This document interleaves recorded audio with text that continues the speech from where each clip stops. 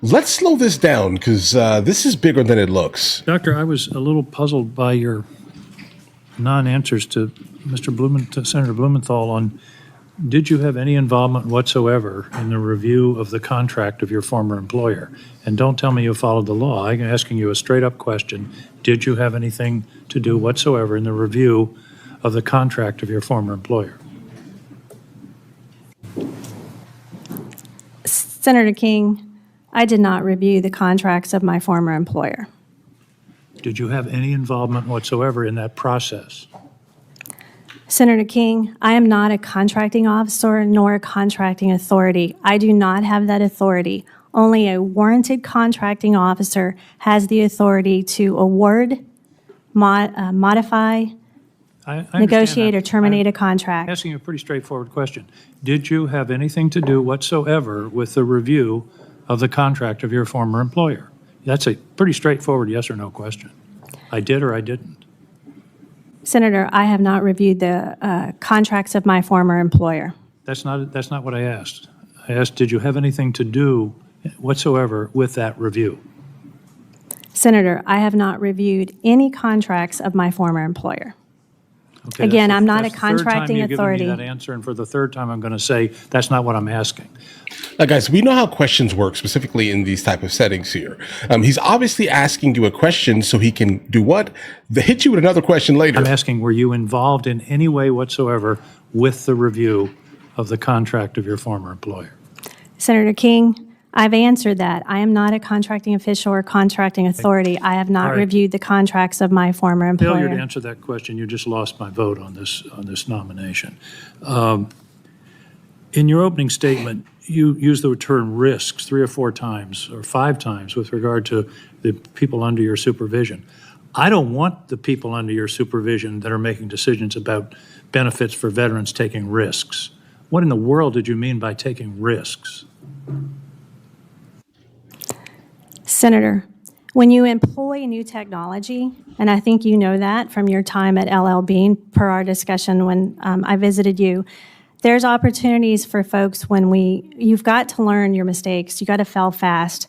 You do that in a test environment, understanding the constraints of the technology and how it's going to interface with the legacy systems when you go to a live environment. So test it in a production environment. Fail fast, learn faster. I just don't like the idea of a test environment and risk being taken with people's lives and disability compensation. You can take, if you're talking about working a model, that's one thing. But if you're talking about real people and real decisions, Veterans. the idea of risks and experimenting is not acceptable. So when I said this is bigger than it looks, I need you guys to understand one thing here.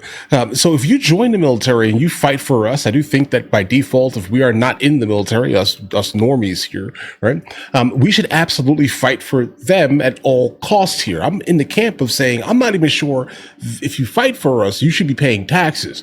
Let's start there. Just understand how staunch I am in my belief that if you fight for me, I should fight for you here. So the fact that you're now saying that you are weary, let's say, of the risks being taken to do all this means nothing, period. Help them. That's it here. There's no gray area. There's no middle ground here. They fought for us. We fight for them. Let's move on. What role did you have in the whole contract cancellation process? Senator King, I recommended a structure for proper review by career senior leaders who independently evaluated contracts to decide which ones to terminate, descope, or not renew. I thought the bulk of the process was done by a fellow at Doge. Were you in charge of that? Did you bring him in? Do you consult with Mr., I can't remember his name, Levine or something along those lines? Senator King, we have no Doge employees. They're VA employees. I know, but the people who did the initial review of the contracts were Doge. Is that not correct? They were VA employees, Senator. They were VA employees. Are you familiar with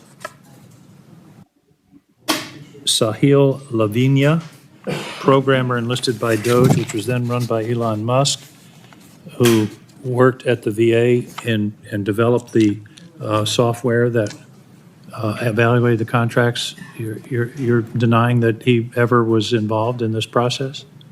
Senator, I didn't say I denied he wasn't involved in the process, nor did I deny I know him.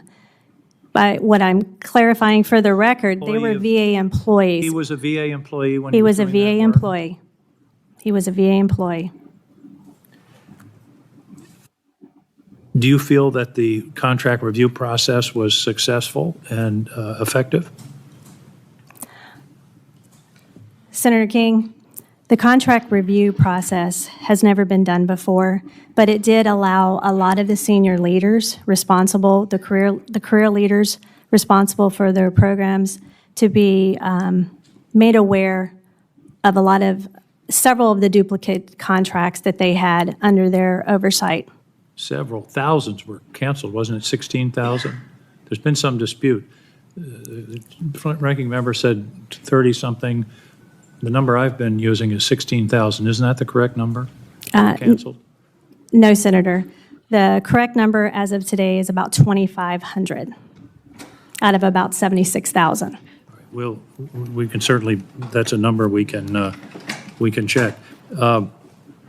And you, in your answer to the questions of the committee, you said the FY26 budget, this is direct quote, reflects no reduction in force, and yet I have the budget filing that says disability compensation minus 862 people. What am I missing? That sounds like a reduction in force to me. The budget of the administration for 2026 is 862 fewer people than were there the year before. Isn't that a reduction in force?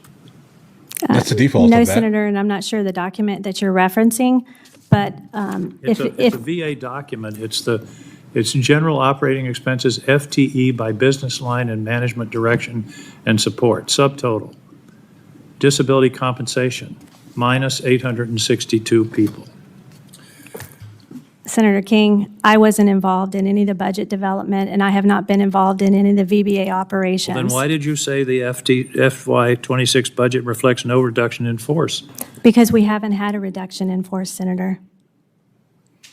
But the We had documentation voluntary is separation through VERA, VSIP, and DRP. If somebody leaves, isn't that a reduction in force? Not in, You have fewer people to process claims, right? 862 fewer according to the budget submitted by Okay, the hold on. administration.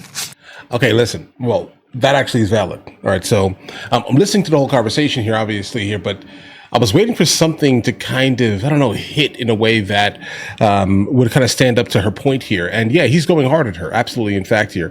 Because again, anything that slows the ability for veterans to get any type of assistance, we're not going to stand for that, guys, okay, under any circumstance. But if she's saying, listen, people are retiring, that's a thing that does happen here consistently. But that's a gigantic amount of people to be retiring in such a fast time. Maybe there should have been a way to kind of bring more people in to kind of replace them. But obviously that cannot be an immediate thing here. So I guess by default, we're all playing word semantics right here. The people left, we just haven't brought them back. That's basically what she's saying. and those are voluntary separations. I understand that, but that's still 862 fewer people there to process claims. Senator, I can't say if 862 people is going to impact the claims processing, and if confirmed, I will do a full workforce assessment. Well, thank you. I have to say the contract cancellation process is one of the most disastrous I've ever seen in 25 years in this business. And to say that a person who was engaged in that will then become in charge of the Veterans Benefits Program, that's a lift for me. Okay, so guys, so for those of you who skip all the way to the end consistently, hear me out here. I do not like the idea of veterans not being able to specifically receive any type of disability, specifically if they lost limbs or they were massively, seriously injured for protecting me and you, okay?